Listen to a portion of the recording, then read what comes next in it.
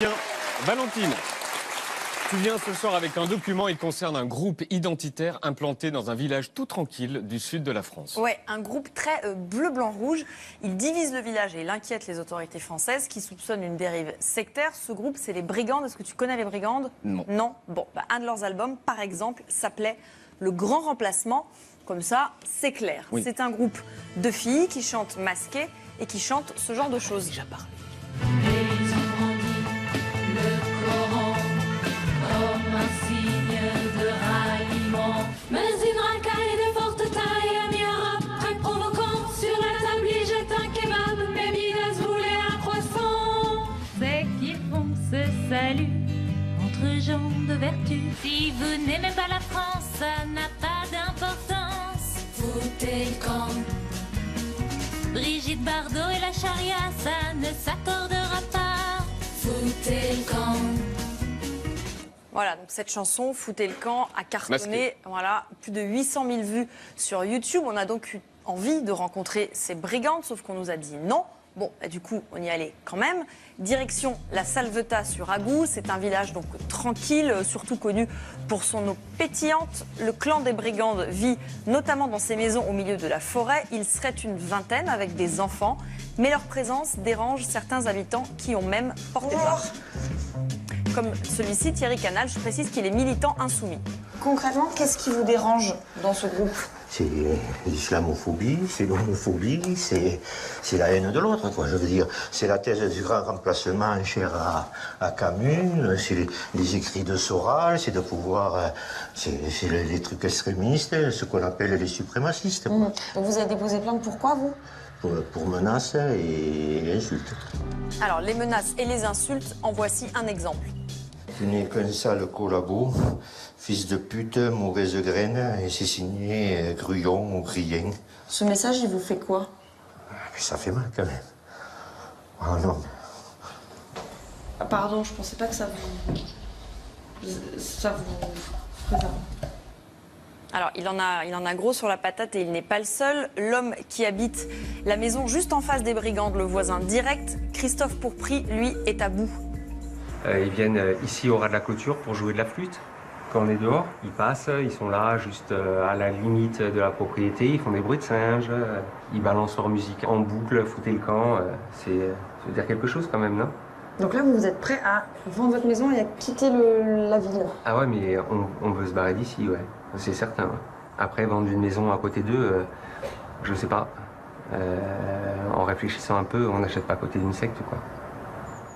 Alors, vous l'entendez, cet habitant parle de secte. Pourquoi est-ce qu'il emploie ce terme de secte? Pour le comprendre, on s'est procuré ce document. C'est le manifeste des clans du futur. C'est la Bible du mode de vie sauce brigande.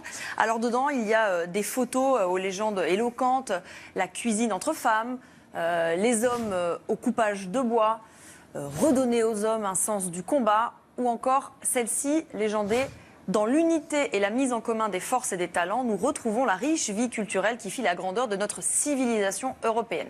Ils Alors, sont pas masqués là. non, là, ils ne sont pas masqués. Alors, quand tu lis ça, ça te donne vraiment envie de les rencontrer. Je te l'ai dit, ils ont refusé nos demandes d'interview. Mais puisqu'on était dans le coin, bon, on a quand même voulu aller au contact. Bonjour. Alors, Je voulais... vous présentez, s'il vous plaît. Oui, bonjour. Vous êtes qui? Valentine Auberti, journaliste. Pour l'émission c'est vous, Quotidien. Auberti. Voilà. Vous êtes Monsieur Labruyère, c'est ça? Je suis Monsieur Labruyère. Bon, c'est vous qui m'intéressez, ça tombe bien, la caméra. Laissez poser une Monsieur, on tourne pas la caméra, votre camarade est en train de filmer, donc nous on fait notre travail. Bon écoutez, j'ai votre manifeste des clans du futur, j'aurais voulu envie qu'on en discute. Vous avez reçu ça? Bah je l'ai acheté. C'est à la télé, ça. On ne veut même pas que ça C'est vrai, passe. vous êtes une des rares qui achète. Mais moi ce qui m'intéressait c'était la vie du clan plutôt. Bon, Bah vous en avez fait un livre, donc c'est quand même intéressant, mais il faut payer. quelque part. Bon, alors, on n'a évidemment pas payé. Hein. L'embrouille dure 17 minutes et finit comme ça. Tu sais ce qu'on va faire? On va les inviter à prendre un café. Allons-y. Et ils filmaient. Ouais, il filmait quand on filmait. Alors donc l'homme au bonnet, celui qui va nous offrir un café, c'est donc Joël Labruyère, le chef du clan des Brigandes. C'est lui qui a écrit ce manifeste et c'est lui que les autorités françaises soupçonnent d'être un gourou. Quelle chance, on va pouvoir l'interviewer. Vous n'êtes pas comme un policier. Les policiers sont des chiens. Les journalistes sont des rats. C'est pas les mêmes, c'est pas le même. Parce que le policier doit... Mais donc voilà, vous me faites entrer dans une maison, vous m'insultez en fait. Ah oui, ça commence plutôt mal. Bonjour. Allez, une brigande, Irène. Irène, donc la seule brigande rencontrée, les autres étant, semble-t-il, en studio. Nous voici donc dans le salon des brigandes. Sous surveillance, bien sûr, on est filmé par le reporter du clan. On sait très bien qu'après il y a un montage et que dans ce montage-là... Pour l'objectivité de la presse. Nous aussi on fait des reportages. On est bon quand même. Voilà, on est donc enfin prêt pour l'interview. C'est quoi le drôle à vous dans ce clan? Je suis auteur-compositeur des chansons des brigandes. Mais là, on parle pas du groupe, on parle du clan. Il n'y a pas de titre. C'est un idéologue même. Voilà. Idéologue des clans. Idéologue d'une certaine contestation. Et votre idéologie, elle repose sur quel principe? Le principe de la vie, de l'art, de la beauté, de la liberté. Ouais. La liberté. La liberté pour des gens de se réorganiser dans des sociétés parallèles, en dehors du système. J'ai l'impression que votre vision du futur, c'est l'amour du passé. On aime le passé. Le futur, on ne peut pas vraiment l'aimer parce qu'on ne sait pas comment il va être. D'accord? Oui? Vous avez peur de ce que vous ne connaissez pas?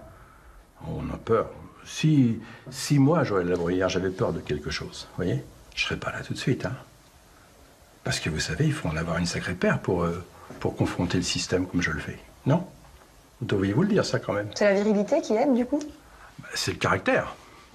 Labruyère, caractère, vous Parce savez. que vous dites une paire de couilles. Voilà. C'est ça. Il Donc faut là, on est sur de la virilité. On est sur... Non, un aspect endurance, volonté, vous voyez.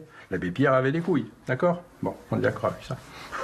Il y a des gens qui faisaient partie de votre entourage, qui s'en sont détachés et qui se sont plaints d'abus de faiblesse. Qu'est-ce que vous répondez à ça? On a tout un dossier là-dessus. Une personne très névrosée, malade des nerfs, s'est plainte d'abus de faiblesse. Elle a entraîné une vieille dame qui s'est plainte d'abus de faiblesse. Curieusement, c'était deux femmes qui étaient amoureuses de moi. Qu'est-ce que je peux y faire? Donc elles ont mal vécu une rupture amoureuse? Si vous voulez, dans la vie ordinaire, les gens se séparent et puis après, ils ont que leurs yeux pour pleurer. Mais dans un groupe comme le nôtre, qui est identifié comme étant une secte, hein, par le système, ça devient impossible de se faire évincer. Donc j'ai vérifié, il y a une enquête du parquet de Tarbes qui a nommé plusieurs juges d'instruction qui enquêtent sur des faits d'abus de faiblesse. Mais lesquels? Elle est infondée, cette enquête? Non, mais des plaintes sont portées contre des gens. Mais ça ne veut pas dire qu'on est interrogé et qu'il y a une enquête. Alors, ça veut bien dire qu'il y a une enquête, puisqu'on a revérifié auprès du parquet de Tarbes. 5 plaintes ont été déposées en 2015 pour abus de faiblesse, travail dissimulé, violence volontaire. Ces plaintes sont tellement prises au sérieux que le parquet de Tarbes a demandé de dépayser l'enquête à Paris, car à Tarbes, ils n'ont pas assez de moyens pour enquêter. Avec Rebecca Suner, on a rencontré une ancienne membre du clan en Normandie. Pour elle, aucun doute, c'est une secte. Elle nous explique pourquoi. On enferme les gens pendant longtemps pour les formater, pour les dresser, pour les... On enferme, c'est-à-dire Alors, on enferme, c'est-à-dire que en fait, maintenant, les brigandes sont un peu sur la place publique et elles font une démonstration de ça, mais elles ont été tenues complètement dans un milieu clos pendant très longtemps. Elles ont été formatées par la Bruyère qui a été seule à influer sur leur manière de penser et d'agir, de sorte qu'elles soient capables d'accepter à peu près tout, d'être dans la soumission totale. C'est frappant de voir qu'on peut faire semblant d'être dans un paradis là-bas, alors que ce que j'en ai vu, c'était infernal, dans le sens d'enfermement total. Alors cette femme parle d'enfermement total, de soumission. Ça a parfois des conséquences tragiques. C'est le journal L'Obs qui l'a révélé hier. En 2011, une membre des brigandes serait morte seule dans un cabanon en Belgique, atteinte d'un cancer. Elle avait, je cite, décidé de ne pas se soigner, ne se nourrissait plus depuis plusieurs jours. Elle pensait que son karma était de mourir. C'est aussi ce que pensait le groupe dans lequel elle vivait depuis 3 ans. Joël Labruyère a-t-il joué un rôle dans le refus de soins de cette femme ? Pour avoir enquêté et posé la question, la journaliste de l'Obs, Nolwenn Le Blévenec, a reçu des menaces de la part de la secte.